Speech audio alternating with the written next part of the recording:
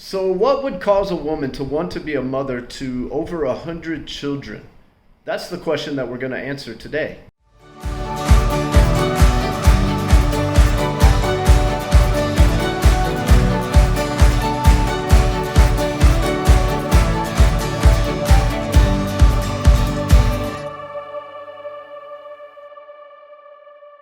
Hey everyone, I'm out here looking around our permaculture garden, and it dawned on me that it has been a really long time since we've posted anything to our vlog. And I'm sure a lot of you are aware of why that is. We've been dealing with a lot of sickness the last couple of months. It started off with a viral infection, and then we had a lot of cases of typhoid and amoeba, and even H. pylori, and a couple of cases of worms. And we're not quite at the end of it yet, although we seem to be almost there. Almost everybody is completely well. But anyway, I'm sorry we haven't posted in quite some time. But I wanted to get back to a project that I briefly started working on before all of that happened. And that was a video featuring my wife, Stephanie. I'm sure by now a lot of you are starting to realize what I've known about her for a long time, and that's she's a really unique and an amazing and interesting woman. And one of the things that I find most interesting about her is her story in how she came to be so passionate about helping children and how she became a mother to so many. And so I just wanted to put together a brief video and try and give you all some insight into how that happened.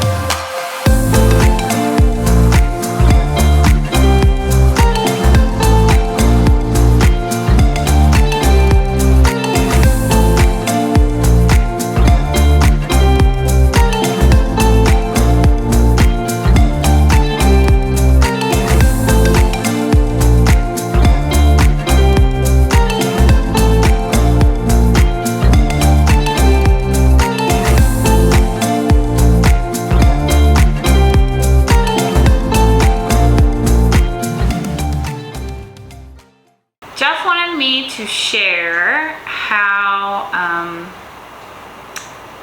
I came to be a mom of so many. The very short answer of that is it's all about God and what He has wanted for me.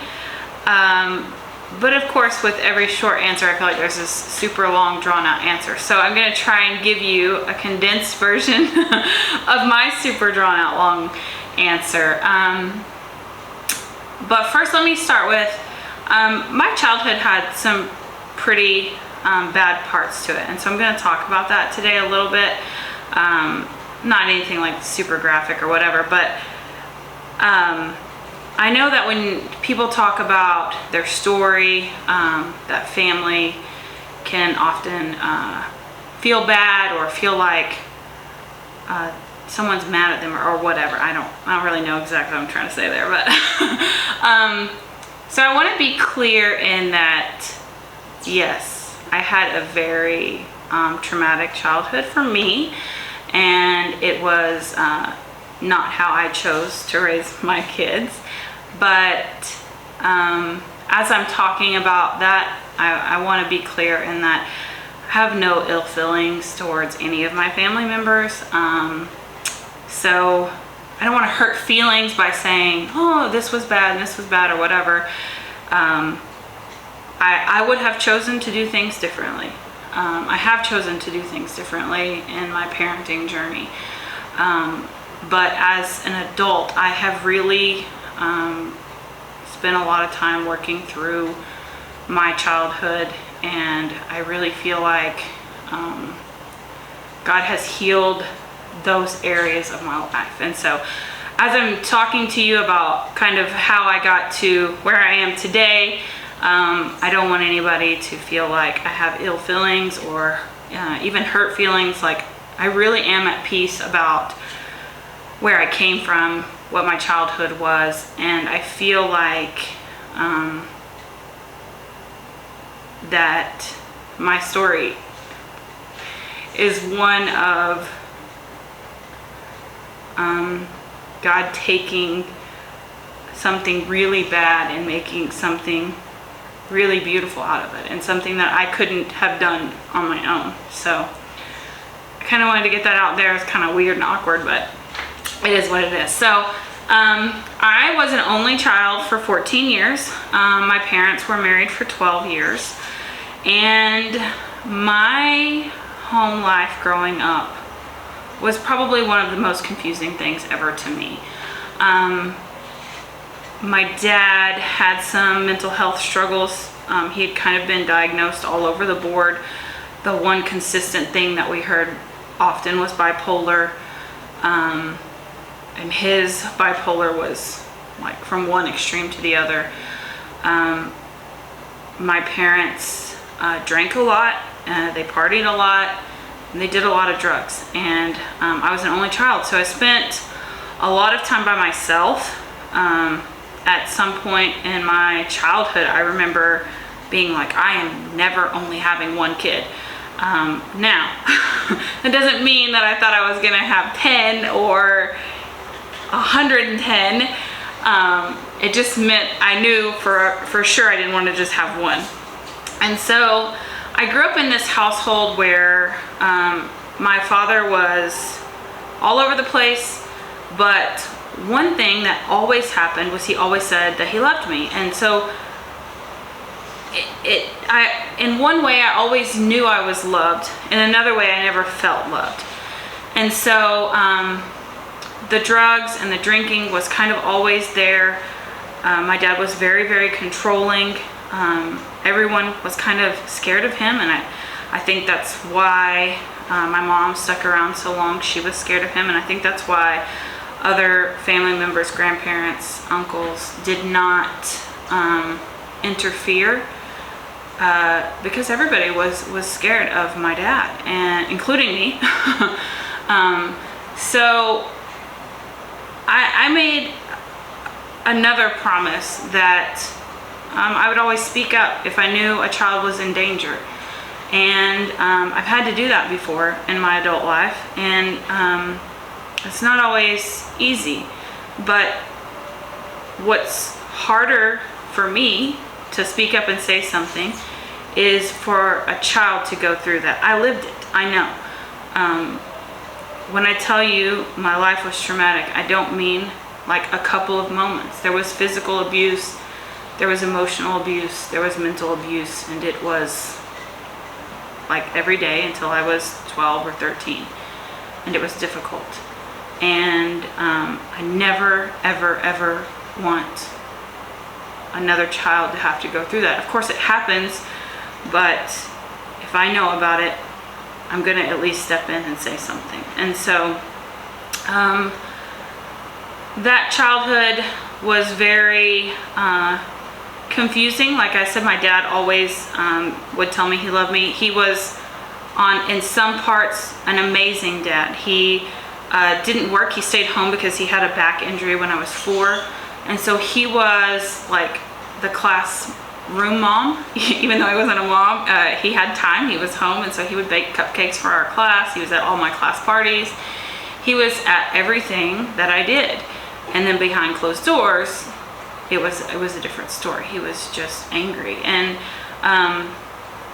so I just can't be okay knowing that another child is growing up in that situation. And so we didn't go to church. My grandmother went to church, and I went to VBS when I was at her house during the summer. And there was about a year and a half where my parents were going through a divorce that my dad started attending a church, and that's where I was saved. But then as soon as my parents divorced, we stopped attending church. And so I didn't really know anything about God and what he wants and anything like that. So when I met Jeff, he had 3 kids, and I was 20, and I was like super excited about that because I really wanted to be a mom. I had known from very early, like, I was going to be a mom and I was going to have more than one kid. I don't know that I really ever had a number. You know, I would say I want 2 kids, maybe 4. I don't know. I was young.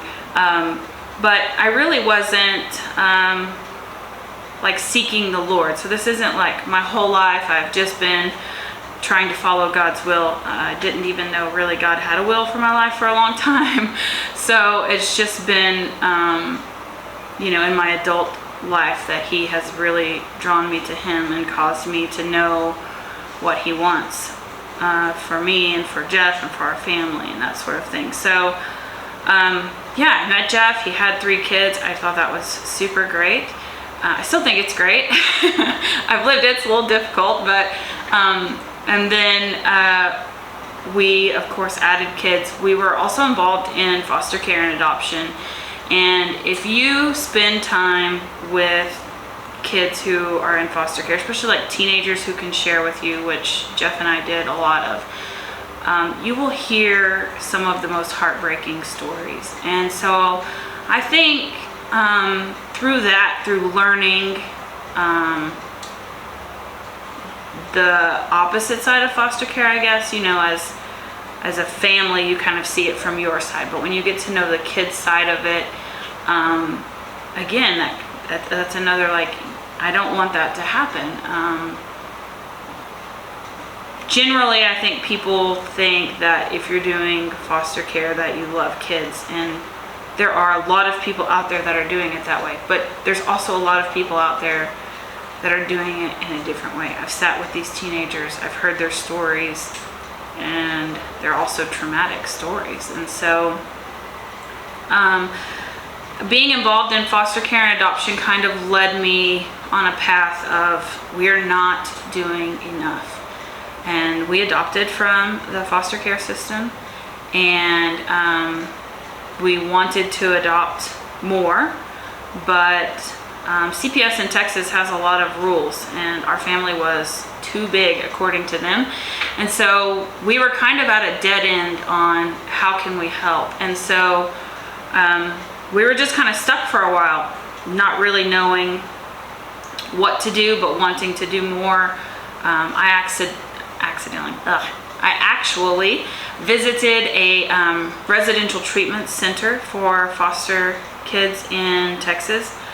And the very first time I went, I only spent a couple hours there, and when I left, I just sobbed because there was no love in that place, yet they were raising all these teens. And I understand these teens were difficult. I'm not taking away from that, but there was no love in that facility, at least that I witnessed that day. And so I left there saying, we need to like buy some kind of like big ranch and have horses and take in like the hardest kids ever.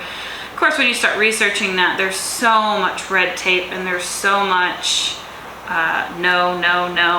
Where's the funding gonna come from? And so it became quickly obvious to us that that's a good dream to have, but it was going to be something that was almost impossible to do in Texas, in the States. So if you know our story at all, you know Jeff had been just talking about Africa for probably 5 years before we actually moved. And I kept telling him, no, maybe when the kids are older.